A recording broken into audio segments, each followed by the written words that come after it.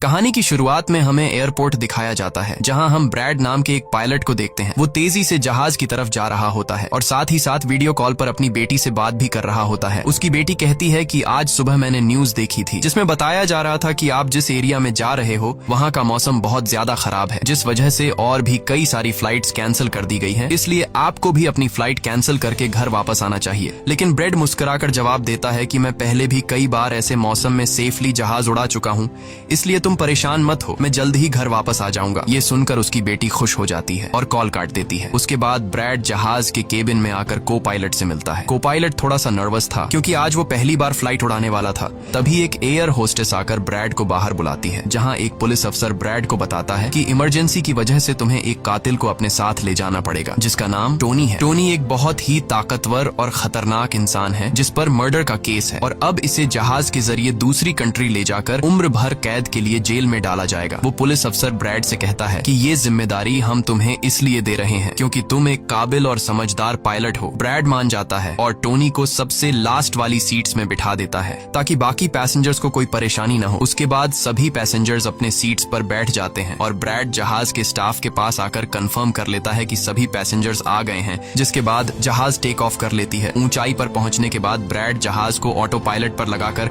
को पायलट के साथ अपनी फैमिली के बारे में बातें करने लगता है। ब्रैड को पायलट को मोबाइल में अपनी बेटी की फोटो दिखाता है और कहता है कि मैं अपनी बेटी से बहुत प्यार करता हूं और हमारा इस दुनिया में एक दूसरे के अलावा और कोई भी नहीं है। दूसरी तरफ जहाज में बैठे पैसेंजर्स सफर को एंजॉय कर रहे होते हैं, लेकिन उन्हें पता नहीं था कि कुछ देर बाद उनके साथ बहुत ही बुरा होने वाला है। केबिन में बैठे दोनों पायलट्स भी खुश थे और जहाज भी नॉर्मल तरीके से फ्लाई कर रहा था, लेकिन तभी अचानक मौसम खराब हो गया और जहाज हल्के से झटके लेने लगा, जिस वजह से ब्रैड परेशान हो जाता है क्योंकि उसे कुछ ठीक नहीं लग रहा था। वो सभी मुसाफिरों को सीट बेल्ट बांधने के लिए अनाउंस करता है और रेडियो के जरिए वो कंट्रोल टावर से बात करने की कोशिश करता है, पर उसकी बात नहीं हो पाती क्योंकि मौसम खराब होने की वजह से यहाँ के सारे रेडियोज काम करना बंद कर देते हैं। तभी अचानक बिजली का तेज झटका प्लेन से आकर लगता है, जिस वजह से प्लेन जोर जोर से झटके लेने लगता है। ब्रैड पैसेंजर्स का हाल देखने के लिए केबिन से बाहर जाता है। पैसेंजर्स को देखकर ब्रैड को थोड़ा बहुत सुकून मिल जाता है क्योंकि सभी पैसेंजर्स सेफ थे, पर यहाँ अब धीरे धीरे लाइट बंद होती जा रही थी और तभी प्लेन को कई और झटके लगते हैं, जिससे ब्रैड का सिर सामने छत से टकराकर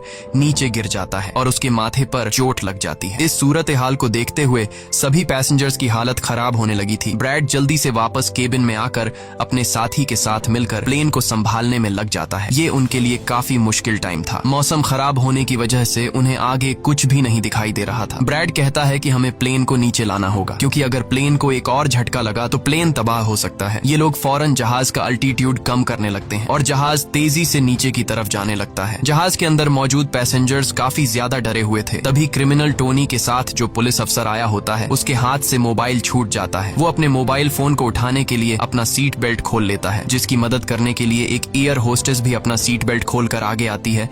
अब क्योंकि प्लेन तेजी से नीचे की तरफ जा रहा था, जिस वजह से उनका सीट बेल्ट खुलते ही ये दोनों तेजी से ऊपर छत से टकरा जाते हैं।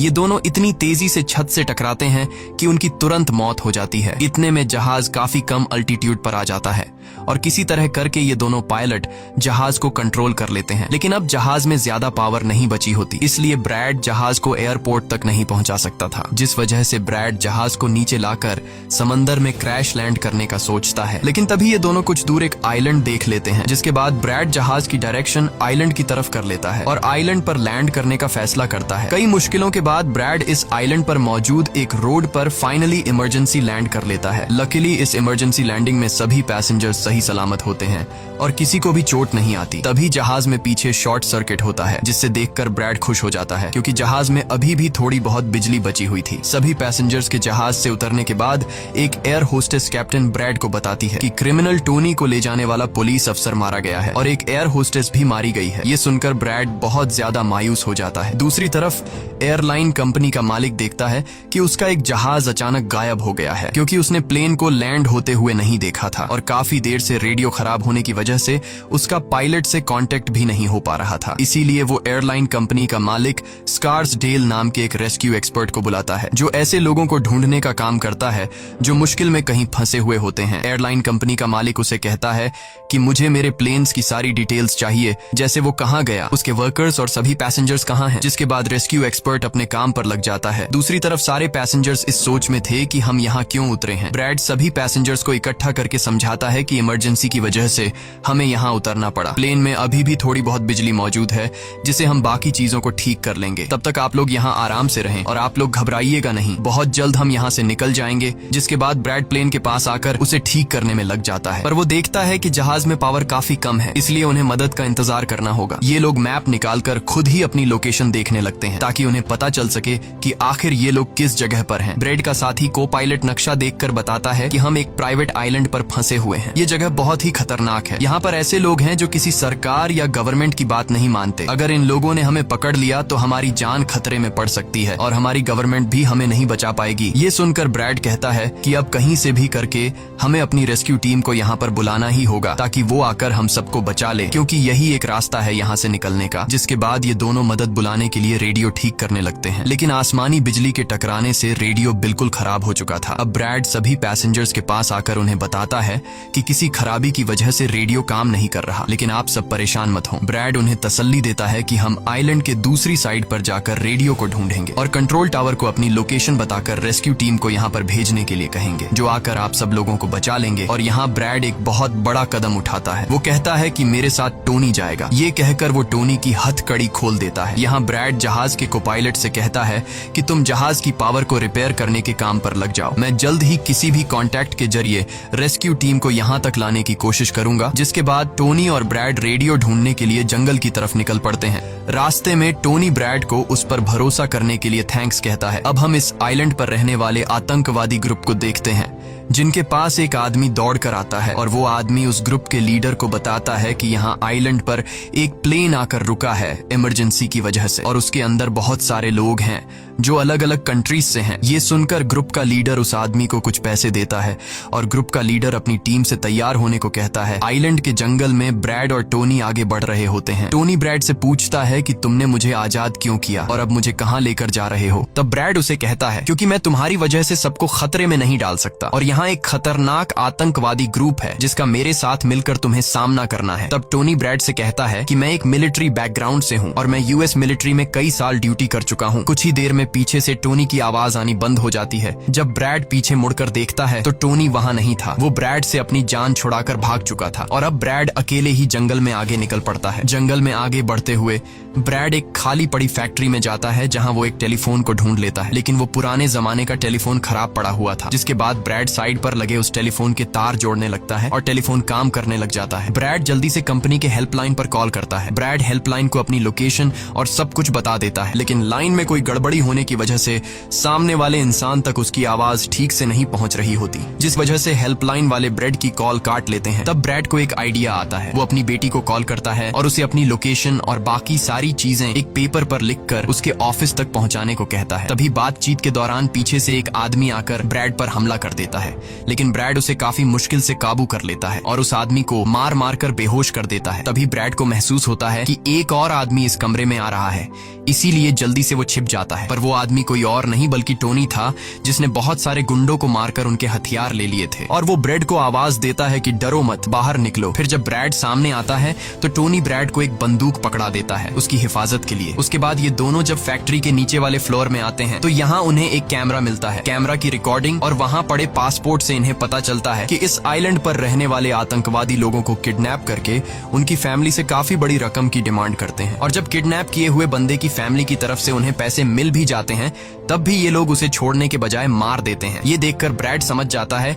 कि हमारे पैसेंजर्स भी खतरे में हैं। जिसके बाद ये दोनों बाहर निकलते हैं और सामने उन्हें एक गाड़ी दिखाई देती है। ये गाड़ी उस आतंकवादी की थी जो कुछ देर पहले ब्रैड के हाथों मारा गया। अब ये दोनों बाहर खड़ी गाड़ी में बैठ जाते हैं और अपने पैसेंजर्स की तरफ जाने लगते हैं। उधर सभी पैसेंजर्स ब्रैड के इंतजार में बैठे हुए होते हैं कि ब्रैड जल्द ही उनके लिए मदद लेकर आ जाएगा। तभी उन्हें किसी गाड़ी की आवाज आती है। गाड़ी की आवाज सुनकर ये लोग खुश हो जाते हैं और ये लोग समझते हैं कि ब्रैड उनके लिए रेस्क्यू टीम बुला लिया है। लेकिन ये रेस्क्यू टीम नहीं बल्कि इस आइलैंड पर रहने वाले आतंकवादी थे। वो लोग गोलियां चलाकर सभी पैसेंजर्स पैसेंजर्स को डराने लगते हैं। उन गोलियों की आवाज ब्रैड और टोनी ने भी सुन ली थी, जिसके बाद ये लोग कार की स्पीड बढ़ाकर जल्दी से प्लेन तक पहुंचने की कोशिश करते हैं। आतंकवादी ग्रुप का लीडर एयर होस्टेस से सभी यात्रियों की लिस्ट मांगता है। डर के मारे जल्दी से एयर होस्टेस उसे लिस्ट ला कर दे देती है। फिर गैंग का एक आदमी को पायलट से पूछता है कि तुम्हारा सीनियर पायलट कहाँ पर है, जिस पर को पायलट बताता है कि किसी काम से वो जंगल में गया था पर अभी तक वापस नहीं आया। तभी वहाँ पर ब्रैड और टोनी भी पहुंच जाते हैं, लेकिन ये दोनों चुपके से दूर से इन लोगों को देख रहे होते हैं। इसी दौरान एक औरत वहाँ से भागने की कोशिश करती है, पर वो लोग गोली चलाकर उसे मार देते हैं। ये देखकर ब्रैड उनकी मदद करने के लिए जाता है, पर टोनी उसे रोक लेता है और टोनी कहता है कि तुम शांत रहो, अभी जाना ठीक नहीं। गैंग का लीडर सभी पैसेंजर्स को एक बस में बैठा लेता है और गैंग का लीडर अपने 2 साथियों को वहीं छोड़कर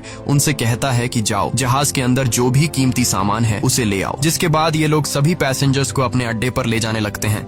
गैंग के जाने के बाद ब्रेड टोनी पर गुस्सा करने लगता है कि वो लोग हमारे पैसेंजर्स को ले गए और तुमने मुझे जाने ही नहीं दिया। जिस पर टोनी उसे समझाता है कि वो लोग काफी ज्यादा थे, अगर तुम चले भी जाते तो इतनी बड़ी आर्मी से अकेले नहीं लड़ पाते। अब ये दोनों प्लेन की तरफ बढ़ने लगते हैं और उन दोनों गुंडों को पकड़ लेते हैं जो प्लेन से कीमती सामान चुरा रहे थे। ब्रेड गन पॉइंट पर उनसे पूछता है कि तुम्हारा लीडर पैसेंजर्स को कहाँ पर लेकर गया होगा, जिस पर वो बताता है कि यहाँ से कुछ दूर हमारा एक अड्डा है और वो सब वहीं गए होंगे। दूसरी तरफ ब्रेड की बेटी रेस्क्यू एक्सपर्ट के पास ब्रेड का लिखवाया हुआ पेपर दे देती है, जिस पर प्लेन का लोकेशन और सारी जानकारी लिखी गई होती है। रेस्क्यू एक्सपर्ट सैटेलाइट की मदद से प्लेन की लोकेशन का पता लगा लेता है। उन्हें पता चल जाता है कि प्लेन एक आइलैंड पर फंसा हुआ है और उन्हें ये भी पता चल जाता है कि इस आइलैंड पर एक खतरनाक आतंकवादी ग्रुप है। इसके बाद वो रेस्क्यू ऑफिसर अपनी एक प्राइवेट आर्मी के कैप्टन को कॉल करता है और उसे ये सारी सिचुएशन समझाकर उस आइलैंड पर जाने को कहता है। प्राइवेट आर्मी का कैप्टन मान जाता है और अपने साथियों के साथ एक पैसों का भरा हुआ बैग और कई सारे वेपन्स के बैग गाड़ी में लोड करके उस आइलैंड पर जाने के लिए रेडी हो जाते हैं। दूसरी तरफ ब्रेड देखता है कि उन आतंकवादियों के ले जाने से पहले जहाज के को पायलट ने जहाज का पावर सिस्टम रिपेयर कर लिया था और ब्रेड देखता है कि जहाज में पावर वापस आ गई है, जिसे देखकर वो बहुत खुश हो जाता है। अब ब्रेड आने वाले प्राइवेट आर्मी टीम के लिए अपनी यूनिफॉर्म पर एक मैसेज लिखकर छोड़ देता है और टोनी के साथ उस जगह पर निकल पड़ता है जहां गैंग वाले प्लेन के सभी पैसेंजर्स ले गए थे। जंगल के रास्ते से होते हुए ये दोनों उन आतंकवादियों के अड्डे पर पहुंच जाते हैं और ये दोनों गाड़ी से निकलकर चुपके से उस जगह में घुस जाते हैं जहां वो सारे गुंडे पैसेंजर्स को डराकर उनकी वीडियोस बना रहे थे ताकि ये वीडियोस इनकी फैमिली को भेजकर उनसे पैसे वसूल सकें। दूसरी तरफ रेस्क्यू एक्सपर्ट की तरफ से भेजी गई प्राइवेट टीम भी प्लेन के पास पहुंच जाती है, पर उन्हें वहां जब कोई नहीं मिलता तो टीम का लीडर प्लेन के अंदर जाकर चेक करता है जहां उन्हें 2 लोगों की लाशें मिलती हैं। ये वो 2 लोग थे जिन्हें गैंग के लीडर ने प्लेन में से सारा कीमती सामान चुराने का कहा था, लेकिन ब्रेड ने उन दोनों को मार दिया। प्राइवेट टीम के कैप्टन को ब्रेड का छोड़ा हुआ मैसेज भी मिलता है जो उस आतंकवादी गैंग के अड्डे तक आने का रास्ता था। आतंकवादियों के अड्डे पर टोनी और ब्रेड चुपके से उन पर नजर रखे हुए थे और जैसे ही उन्हें मौका मिलता है ये दोनों चुपके से पीछे से आकर 2 आतंकवादियों को मार देते हैं। फिर ये दोनों चुपके से आगे बढ़ते हैं और एक कमरे के बाहर जा पहुंचते हैं। इस कमरे के अंदर सभी पैसेंजर्स को कैद करके रखा गया था। अब ब्रेड इन लोगों को छुड़ाना तो चाहता था, पर वहाँ बहुत सारे गार्ड्स पहरा दे रहे थे और ब्रेड के पास दरवाजे का ताला खोलने की चाबी भी नहीं थी। इसके बाद ये दोनों एक एक करके उन गार्ड्स को मार गिराते हैं और टोनी तो हथौड़ा उठाकर कई सारे गार्ड्स को हथौड़े से मार देता है। यहाँ ब्रेड एक गार्ड से चाबी लेकर उन पैसेंजर्स को कमरे से आजाद कर देता है। वो उनसे कहता है कि जल्दी से उसी बस में बैठ जाओ जिसमें तुम सबको आतंकवादियों ने यहाँ लाया था, और वो सभी जल्दी से उस बस में जाकर बैठ जाते हैं। तभी टोनी ब्रेड के पास आकर बताता है कि यहाँ से गाड़ी के जरिए बाहर निकलने का सिर्फ एक ही रास्ता है, मगर वहाँ कई सारे गुंडे बंदूक लिए खड़े हैं जो हमें देखते ही हम पर गोलियां बरसाना शुरू कर देंगे। जब ब्रेड पैसेंजर्स की तरफ देखता है तो वो सभी बहुत ज्यादा डरे हुए होते हैं। अब यहाँ ब्रेड अपनी जान को खतरे में डालते हुए एक फैसला करता है और टोनी से कहता है कि मैं वहाँ पर मौजूद सभी आतंकवादियों का ध्यान भटकाऊंगा और तुम मौके का फायदा उठाते हुए सभी पैसेंजर्स को यहाँ से ले जाना। अब पहले तो टोनी ब्रेड को ऐसा करने से मना करता है। वो कहता है कि ऐसा करने से वो लोग तुम्हें मार देंगे, लेकिन ब्रेड कहता है कि इसके अलावा हमारे पास और कोई दूसरा रास्ता नहीं है। ये सुनकर टोनी मान जाता है। ब्रेड वहाँ से निकलकर आतंकवादियों के पास आता है। वहाँ ब्रेड गैंग के लीडर से बात करता है कि मैंने हेल्प के लिए इन्फॉर्म कर दिया है, जल्द ही यहाँ पर रेस्क्यू टीम आ जाएगी, इसलिए सभी पैसेंजर्स को यहाँ से जाने दो। ये सुनकर सभी गैंग वाले ब्रेड पर हंस पड़ते हैं और ब्रेड को पीटने लग जाते हैं। गैंग का हेड कहता है कि ऐसे कैसे छोड़ दूं, पैसों के बिना मैं किसी को नहीं छोड़ता। और अब जैसे ही ये लोग ब्रेड को मारने वाले होते हैं तभी वहाँ पर प्राइवेट रेस्क्यू टीम पहुंचकर आतंकवादियों पर हमला कर देती है और काफी देर तक गोलीबारी करने के बाद गैंग के कई सारे लोगों को मारकर वो ब्रेड को छुड़ा लेते हैं और ब्रेड को बस में उठाकर यहाँ से निकल जाते हैं। यहाँ गैंग का लीडर देखता है कि उसके कई सारे साथियों के साथ उसका छोटा भाई भी मारा गया। ये देखकर वो बहुत ज्यादा गुस्सा हो जाता है और कसम उठाकर कहता है कि वो इन लोगों में से एक को भी नहीं छोड़ेगा और सभी को चुन चुन कर मारेगा। इसके बाद वो अपनी टीम से कहता है कि जल्दी से तैयारी कर लो, हम जल्द ही इन लोगों को मारने के लिए निकलेंगे। बस में प्राइवेट टीम का कैप्टन सभी को बताता है कि हम बस 5 लोगों की छोटी सी एक प्राइवेट टीम है जो बस तुम्हें यहाँ बचाने के मिशन पर आए हैं और हम कोई रेस्क्यू टीम नहीं है। रेस्क्यू टीम को यहाँ आने में कुछ टाइम और लगेगा। ये सुनकर ब्रेड घबरा जाता है और कहता है कि हमारे पास टाइम नहीं है क्योंकि गैंग वाले जल्द ही हमारे पीछे आएंगे और हमें देखते ही मार डालेंगे। पर मेरे पास एक आइडिया है। जहाज के पास पहुँचते ही ब्रेड सभी पैसेंजर्स से कहता है कि जहाज में पावर वापस आ चुकी है, यानी अब जहाज स्टार्ट हो जाएगा और हम लोग फौरन यहाँ से निकल जाएंगे। इसलिए आप सब लोग जल्दी से जहाज में बैठ जाओ क्योंकि हम रेस्क्यू टीम का इंतजार नहीं कर सकते। उन्हें यहाँ आने में वक्त लगेगा और अगर हम यहाँ रुके तो उन आतंकवादियों के हाथों मारे जाएंगे। ये सुनकर सारे लोग प्लेन में बैठ जाते हैं जबकि ब्रेड प्लेन की तमाम चेकिंग करने में लग जाता है और प्राइवेट टीम के लोग पहले से आने वाले खतरे के लिए तैयार बैठ जाते हैं। तभी अचानक वो आतंकवादी ग्रुप आकर उन पर हमला कर देता है, जिन्हें देखकर प्राइवेट टीम उन्हें रोकने में लग जाती है और यहाँ दोनों तरफ से काफी गोलीबारी होती है। पर इस प्राइवेट टीम के पास काफी अच्छी गन्स थी जिस वजह से वो बहुत सारे गुंडों को मार देते हैं। ब्रेड जल्दी से प्राइवेट टीम के लीडर को बताता है कि मैं अगले 5 मिनट बाद जहाज को स्टार्ट करने वाला हूँ और तुम सब भी जल्दी से जहाज में चढ़ जाना। इसके बाद ब्रेड टोनी के पास जाता है और उसका शुक्रिया अदा करता है कि तुमने मेरे इतने मुश्किल वक्त में साथ दिया। ब्रेड खुद को गोलियों से बचाते हुए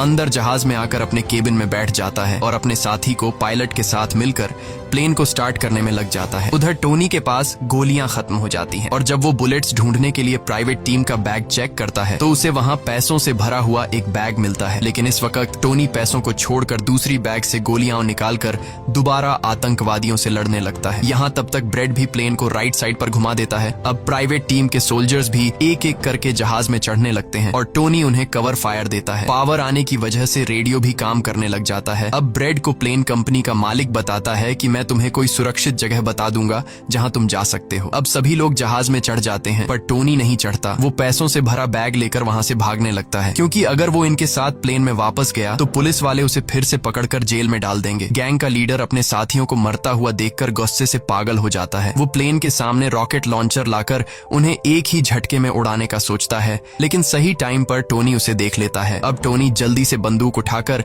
उसे शूट करके मार देता है और सभी लोगों की जान बचा लेता है। ये देखकर ब्रेड टोनी के इस काम से बहुत खुश हो जाता है और ब्रेड अपनी पूरी ताकत लगाकर प्लेन उड़ाने में कामयाब हो ही जाता है। ये देखकर टोनी सभी पैसेंजर्स और ब्रेड के लिए खुश होता है और पैसों का भरा हुआ बैग लेकर जंगल की तरफ भाग जाता है। ब्रेड जहाज को इस आइलैंड से दूर ले जाता है और जहाज का मालिक उसे एक एयरपोर्ट के बारे में बताता है जहां ये लोग जा सकते थे, जो अब इनके काफी करीब था। ब्रेड एयरलाइन कंपनी के मालिक की बताई हुई जगह की तरफ जहाज को ले जाता है, लेकिन तभी एक बार फिर जहाज के इंजन में आग लग जाती है और जहाज तबाह होने लगता है। इसलिए ब्रेड दोबारा से इमरजेंसी वार्निंग ऑन करता है और धीरे धीरे जहाज को नीचे रनवे पर लाने की कोशिश करता है। फाइनली बड़ी मुश्किल के बाद ब्रेड जहाज को रनवे पर उतार देता है और सब लोगों की जान बच जाती है। ब्रेड और उसका साथी को पायलट काफी खुश हो जाते हैं। उधर प्लेन कंपनी का मालिक और उसकी टीम भी बेहद खुश थी। अब ब्रेड पैसेंजर्स का हाल देखने के लिए पीछे जाता है तो वो देखता है कि सभी पैसेंजर्स सेफ हैं और ये देखकर उसके दिल को सुकून मिल जाता है। वहाँ खड़े सभी पैसेंजर्स ब्रेड के लिए तालियां बजाने लगते हैं और ब्रेड का शुक्रिया अदा करते हैं। कुछ ही देर में वहाँ उनके लिए रेस्क्यू टीम भी आ जाती है, जिसे देखकर सभी पैसेंजर्स खुश हो जाते हैं। यहाँ ब्रेड सभी पैसेंजर्स को रेस्क्यू टीम के साथ भेज देता है और कैप्टन फाइनली सुकून की सांस लेते हुए जहाज की सीढ़ियों पर बैठकर अपनी बेटी से कॉल पर बात करता है। इसी के साथ ये कहानी खत्म हो जाती है। अगर आपको वीडियो अच्छी लगी हो तो हमारे चैनल को सब्सक्राइब और वीडियो को लाइक जरूर कीजिएगा।